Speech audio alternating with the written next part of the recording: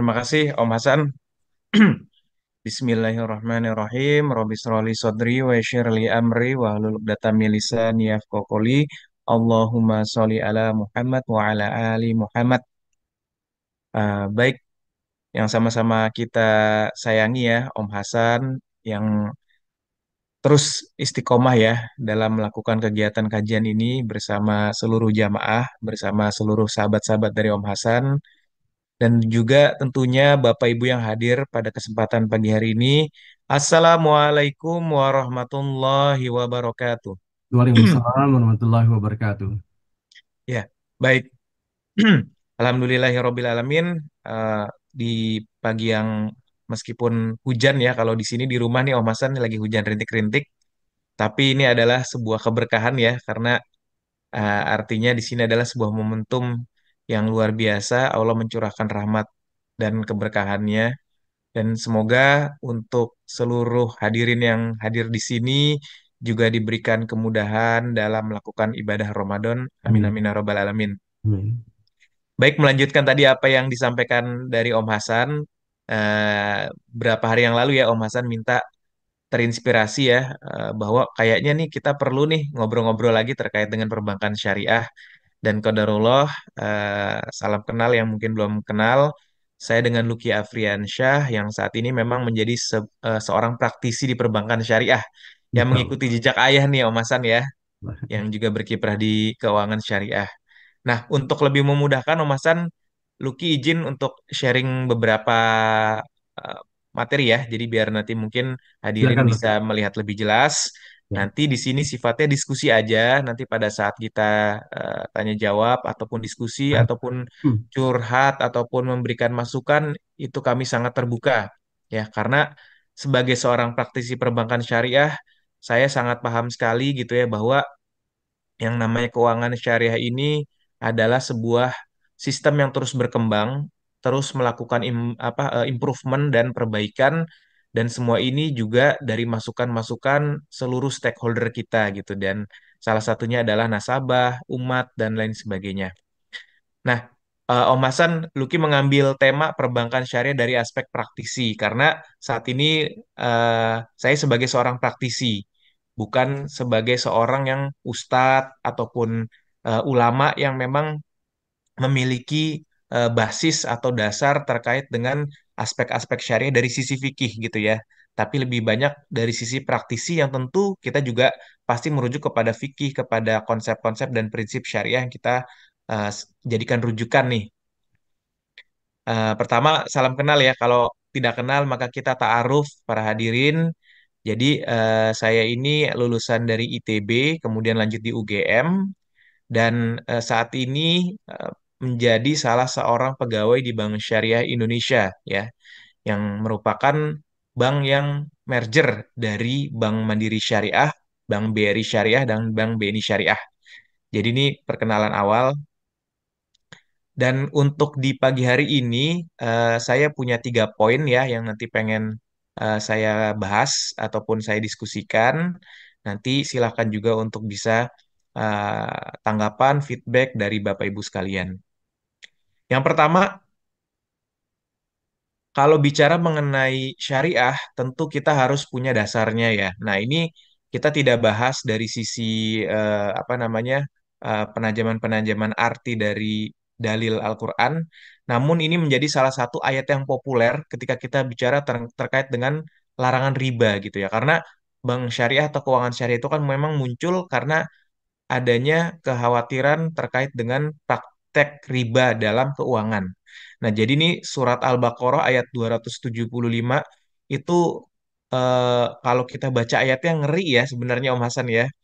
Orang-orang yang makan mengambil riba tidak dapat berdiri melainkan seperti berdirinya orang yang kemasukan setan lantaran penyakit gila. Jadi eh, digambarkan seperti itu gitu ya. Keadaan mereka yang demikian itu adalah disebabkan mereka berkata atau berpendapat bahwa jual beli itu sama dengan riba, padahal Allah telah menghalalkan jual beli dan mengharamkan riba. Orang-orang yang telah sampai kepadanya larangan dari Tuhannya, lalu terus berhenti dan mengambil riba, maka baginya apa yang telah diambil dahulu sebelum datang larangan. Maka urusannya terserah kepada Allah. Orang yang kembali mengambil riba, maka orang itu adalah penghuni-penghuni neraka, mereka kekal di dalamnya. Jadi kalau kita lihat dari dalil ini gitu ya, jadi memang eh, kenapa riba itu dilarang? Kalau saya pelajari, memang riba itu akhirnya menjadi banyak penyakit di bidang keuangan gitu ya. Ketika kita bicara riba, ada kecurangan, ada ketidakadilan, ada yang pihak yang diuntungkan, ada pihak yang dirugikan dan lain sebagainya. Itu kenapa memang larangan riba ini menjadi sesuatu yang sangat dipertegas di dalam Al-Quran. Nah, kalau kita bicara secara perbankan atau secara institusi keuangan syariah nih, Bapak Ibu, kenapa sih setelah kita sudah mengetahui bahwa memang ternyata keuangan Islam itu sudah ada diatur gitu ya, sehingga akhirnya kita butuh yang namanya lembaga keuangannya. Disitulah muncul kenapa ada kebutuhan terkait dengan lembaga keuangan tanpa sistem riba, dan ini berlaku di dunia gitu ya. Ada yang karena terkait dengan, oh kalau misalnya lembaga keuangan tidak syariah atau tidak punya konsep Islam, itu di situ ada risiko dan ada ketidakpastian, ada spekulasi, ada praktek ribawi, dan lain sebagainya, sehingga harus nih kita punya sebuah lembaga keuangan yang bisa mengakomodir sistem-sistem yang kemudian tidak bertentangan dengan apa yang sudah ditetapkan di dalam Al-Quran ataupun di dalam Sunnah Rasulullah SAW. Nah, disitulah kemudian kita lihat nih sejarah perkembangan perbankan Islam di dunia nih Bapak Ibu ya. Ternyata kalau bicara praktek keuangan syariah itu sebenarnya sudah dilakukan sejak zaman Rasulullah Shallallahu Alaihi Wasallam yang memang ya dibawa oleh Islam di masa-masa awal. Ya kalau kita ingat bagaimana cerita salah satu sahabat Rasulullah Abdurrahman bin Auf gitu ya ketika dia hijrah ke kota Madinah gitu ya, dia ditawarkan untuk mendapatkan harta oleh salah seorang saudaranya yang dipersaudarakan di sana, tapi dia ternyata maunya minta ditujukan ke pasar karena dia ingin berdagang di sana. Dan disitulah awalnya ada pasar, tapi pasarnya itu dikuasai oleh umat Yahudi, di mana umat Yahudi kita tahu bahwa mereka melakukan praktek ribawi gitu ya. Tapi ternyata begitu Islam datang dengan membawa konsep-konsep yang jauh lebih adil, jauh lebih transparan, akhirnya pasar Yahudi tadi yang rame ditinggalkan gitu karena orang merasakan kenyamanan ketika bertransaksi dengan syariah, dengan umat Islam, dengan prinsip-prinsip Islam jauh lebih adil takarannya, jauh lebih transparan akad-akadnya, berapa keuntungannya yang diambil itu pun jelas, dan itulah yang kemudian akhirnya tumbuhlah gitu ya. Nah, secara institusi modernnya, nah itu mulai muncul di tahun 1960 di Mesir, gitu ya. Kemudian ternyata saudara kita di sesama Asia Tenggara itu di tahun 1973 di Filipina muncul Amanah Islamic Bank. Kemudian muncul IDB. Di Dubai pun kemudian muncul perbankan syariah di Kuwait. Di Malaysia ya di negara jiran kita ternyata jauh lebih dulu untuk memunculkan institusi keuangan syariah, dan di tahun 92 di Indonesia barulah muncul bank syariah pertama ya, Bank Muamalat, yang qadarullah juga ini adalah salah satu tempat kerja dari ayah saya ya ketika beliau memang punya sebuah giroh untuk punya lembaga keuangan syariah, beliau pun juga berkecimpung untuk bisa memajukan dan membesarkan bank muamalat pada saat itu. Dan kemudian tidak hanya bank swastanya, tapi bank milik pemerintah pun juga itu muncul, ada namanya Bank Syariah Mandiri di tahun 1999. Kemudian muncullah ada unit usaha syariah, ada bank-bank syariah lainnya yang terus berkembang, dan puncaknya ya di tahun 2021 yang lalu, tepatnya di 1 Februari, pemerintah melakukan sebuah corporate action yang menjadi sebuah langkah luar biasa bagi sejarah keuangan syariah di Indonesia, di mana tiga bank syariah yang tadinya milik bank plat merah atau bank pemerintah, yaitu Mandiri Syariah, BRI Syariah, dan BNI Syariah, itu di merger. Tujuannya apa di merger? Karena daripada kita berjuang atau berdakwah sendiri-sendiri sebuah tiga entitas ini, kenapa nggak kita gabungkan? Kenapa kita tidak berjamaah melakukan dakwah syariah ini? Sehingga kita punya lembaga keuangan syariah yang besar secara aset, sehingga secara aset besar, secara kemampuan bisnisnya pun juga jauh lebih besar kapasitasnya, jaringannya lebih luas, kapabilitasnya juga lebih luas, SDM-nya pun juga jadi semakin lebih berkualitas juga gitu harapannya. Nah, ini yang kemudian menjadi salah satu tonggak sejarah baru di eh, sejarah keuangan syariah di Indonesia. Dan luar biasanya nih dukungan dari pemerintah nih Bapak Ibu, Bank Syariah Indonesia ini adalah salah satu-satunya bank yang dideklar atau yang yang di launching ya oleh presiden sendiri dan itu di Istana Negara. Jadi ini suatu kebanggaan gitu ya. Jadi ini insya Allah sebuah langkah positif yang kita miliki di Lembaga Perbankan Syariah Nasional. Dan saat ini ya Bapak Ibu sebagai informasi saja, posisi Bank Syariah Indonesia itu menempati posisi keenam lembaga perbankan nasional. Ya, jadi di atas kita itu adalah bank-bank himbara ya termasuk bank-bank besar seperti BCA dan lain sebagainya, tapi kita sekarang ada di posisi keenam. Dan secara global, kita saat ini alhamdulillah awalnya di posisi ke-11, tapi sekarang kita masuk ke posisi top 10 Global Islamic Bank yang ada di dunia. Jadi ini semua atas izin Allah Subhanahu wa taala dan juga berkat seluruh dukungan stakeholder. Nah, kalau kita bicara di Indonesia sendiri nih, Bapak Ibu, saya pengen mengutip sebuah fatwa yang banyak kita lupakan, yaitu Fatwa Majelis Ulama Indonesia nomor 1 tahun 2024, 2004 tentang bunga. Jadi, Majelis Ulama kita nih, mohon maaf ya kalau di sini saya yakin banyak guru-guru, banyak ustadz-ustadz ya, mohon koreksi kalau ada salah, banyak senior-senior, tapi di dalam fatwa ini sangat-sangat clear, sangat-sangat jelas mengenai larangan terkait dengan bunga atau interest. Nah, saya ingin mengutip yang di poin ketiga, bermuamalah dengan lembaga keuangan konvensional yang saya beri highlight lingkaran warna merah. Jadi di situ disebutkan untuk wilayah yang sudah ada kantor atau jaringan lembaga keuangan syariah dan mudah dijangkau, tidak dibolehkan melakukan transaksi yang didasarkan kepada perhitungan bunga. Untuk wilayah yang belum ada kantor atau jaringan lembaga keuangan syariah, diperbolehkan melakukan kegiatan transaksi di lembaga keuangan konvensional berdasarkan prinsip darurat atau hajat. Jadi kalau saya ambil maknanya adalah bahwa ketika kita bicara di satu lokasi yang kita ada di situ kita butuh transaksi keuangan dan ada lembaga keuangan yang bisa memfasilitasi kegiatan transaksi tanpa sistem bunga, maka itu menjadi suatu kewajiban bagi seorang muslim. Kecuali kalau memang di tempat tersebut tidak ada, misalnya mungkin di pelosok satu desa, ada satu tempat, di situ tidak ada tuh yang namanya lembaga keuangan syariah atau berbasis Islam. Sehingga itu menjadi keadaan darurat. Dia hanya bisa menggunakan apa yang ada di dalam uh, jangkauannya. Tapi kalau misalnya kita bicara sekarang, jangkauannya rasanya sudah cukup luas. Nah, sehingga kita tidak ada reason lagi apa menjadi sesuatu yang darurat ketika kita bertransaksi bukan dengan sistem yang memang diajarkan oleh agama Islam. Kurang lebih seperti ini ya dalam saya menerjemahkan fatwa ini dan ini banyak yang sekali yang tidak tahu. Umat Islam banyak yang tidak tahu dan bahkan di lembaga orang-orang di lembaga perbankan syariah pun juga banyak yang tidak tahu ada fatwa ini. Nah, tapi ini di dalam kesempatan ini saya ingin highlight kembali ya bahwa ternyata Majelis Ulama Indonesia sudah memiliki fatwa yang eh, mendorong seorang umat muslim itu untuk bertransaksi di keuangan syariah. Kalau kita bicara syariah, Bapak Ibu, kita nggak lepas dengan tujuan syariah atau makosid syariah.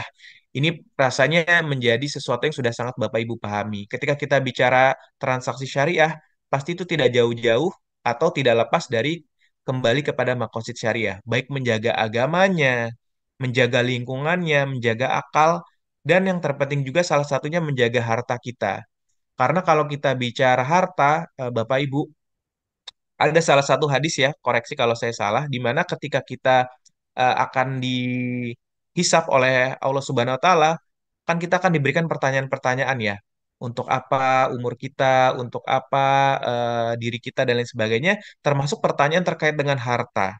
Yang menarik terkait dengan harta itu ditanya dua hal nih Om Hasan ya, yaitu dari mana kita dapatkan dan untuk apa kemudian kita gunakan gitu. Jadi untuk harta itu ternyata pertanyaannya lebih banyak dibandingkan pertanyaan-pertanyaan lain.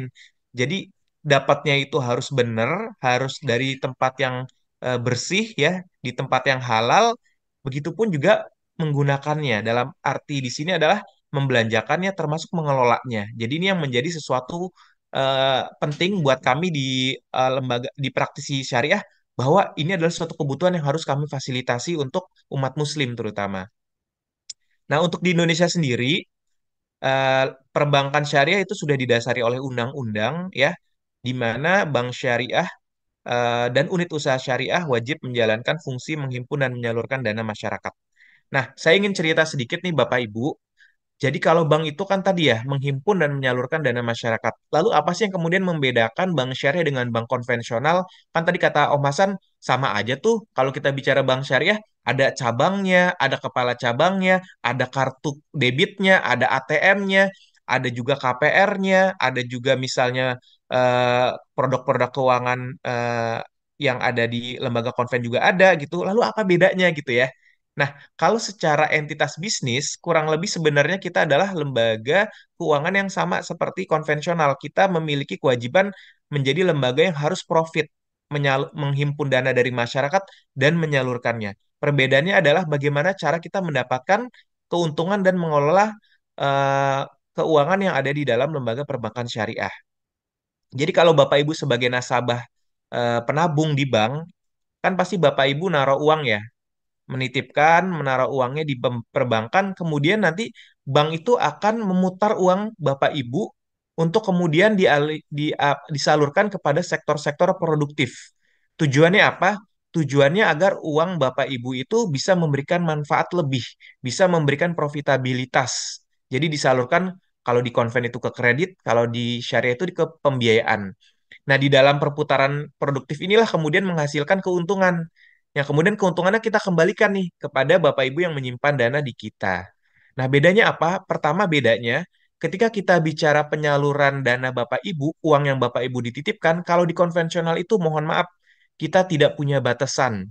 Uang Bapak Ibu, mohon maaf, bisa jadi disalurkan ke tempat-tempat yang bertentangan dengan apa yang kita yakini. Misalnya contoh, bisa jadi ada nasabahnya punya tempat judi, itu bisa disalurkan uangnya dari Bapak Ibu. Ada pabrik minuman keras, bisa jadi uang Bapak Ibu juga disalurkan ke situ. Ya, ada misalnya tempat-tempat yang menjual makanan haram, itu juga bisa jadi uang Bapak Ibu ada di situ. Kalau kita bicara lembaga keuangan konvensional, makanya kalau di syariah bedanya kita batasi uang Bapak Ibu itu tidak boleh kita salurkan ke sektor-sektor yang bertentangan secara syariah, di mana kita lihat adalah sektor-sektor yang memberikan mudorot. Contoh, pabrik minuman keras tadi, pabrik rokok, misalnya eh, eh, produsen-produsen makanan non halal itu nggak boleh, tidak boleh kita salurkan dengan uang Bapak Ibu. Itulah kemudian kita jaga agar uang Bapak Ibu ditempatkan di tempat yang baik, menghasilkan yang baik, dan kembalinya juga kembali yang baik. Nah, itu salah satu perbedaannya yang ada di syariah. Yang kedua, kalau kita mendapatkan untung ya dari transaksi dengan nasabah, kita harus jelas Bapak Ibu akadnya. Apakah dengan akad nasabah adalah jual beli sehingga kita bisa memperoleh margin, ataukah keuntungan kita berupa dari bagi hasil dengan Bapak Ibu sebagai orang yang menaruh modal uang atau modal di bank syariah ataupun dengan mekanisme-mekanisme akad yang lain. Tapi yang pasti akadnya itu harus transparan, berapa keuntungannya, berapa lama kita bekerja samanya, berapa besar porsi bagi hasilnya, apa sih underlying transaksinya itu harus jelas. Ya akad-akad itu harus jelas, tidak boleh ada spekulasi, tidak boleh ada tidak ada sesuatu yang apa di luar prinsip-prinsip syariah. Kemudian yang ketiga, Bapak Ibu nggak perlu khawatir. Mungkin kita sebagai orang awam tidak memiliki banyak kapasitas terkait bagaimana fikih-fikih muamalah itu diterapkan apa dalilnya. Nah, disitulah kemudian bank syariah itu harus ada dewan pengawas syariah, di mana produk dan layanan yang kita berikan kepada masyarakat itu harus memiliki opini dari dewan pengawas syariah. Kalau misalnya belum dapat opini dari dewan pengawas syariah, itu nggak boleh kita keluarkan. Kenapa? Karena berarti ada aspek syariah yang belum comply. Nah, itu yang kemudian kita jaga. Dan itu resmi harus ada dan itu selalu diaudit baik oleh regulator ataupun dari lembaga-lembaga yang memang berkepentingan. Yang keempat, Bapak Ibu, bedanya dengan bank konvensional adalah kalau di bank syariah, terutama yang bank syariah tempat saya bekerja, setiap tahunnya Bapak Ibu kita sebagai lembaga yang harus profit, sebagai lembaga bisnis, itu pasti kami bayar pajak kepada negara. Ya, sama seperti Bapak Ibu punya perusahaan pasti bayar pajak kepada negara. Tapi yang bedanya adalah kita nggak hanya bayar pajak, tapi sebelum bayar pajak kita juga keluarkan zakat perusahaan. Ya, jadi ini nggak semua lembaga, nggak semua perusahaan, nggak semua organisasi melakukan hal ini. Ya, Bank Syariah Indonesia ini mengeluarkan zakat perusahaan.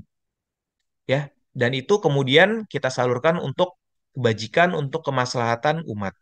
Jadi inilah beberapa hal prinsip yang membedakan antara dengan bank syariah dengan bank konvensional. Nah, lalu apa sih kemudian yang menjadi hal-hal yang eh, kita berikan untuk nasabah? Jadi Bapak Ibu, kami ini kan di Bank Syariah Indonesia ya terutama, ini kan kita baru berjalan 3 tahun ya dari 2021, meskipun dulu kita adalah legacy-legacy yang merger. Tapi kami paham bahwa yang namanya keuangan itu, kami nggak boleh hanya berdasarkan oh umat muslim harus loh bersyariah gitu. Kalau misalnya itu eh, itu kita ingatkan itu adalah sesuatu yang dasar.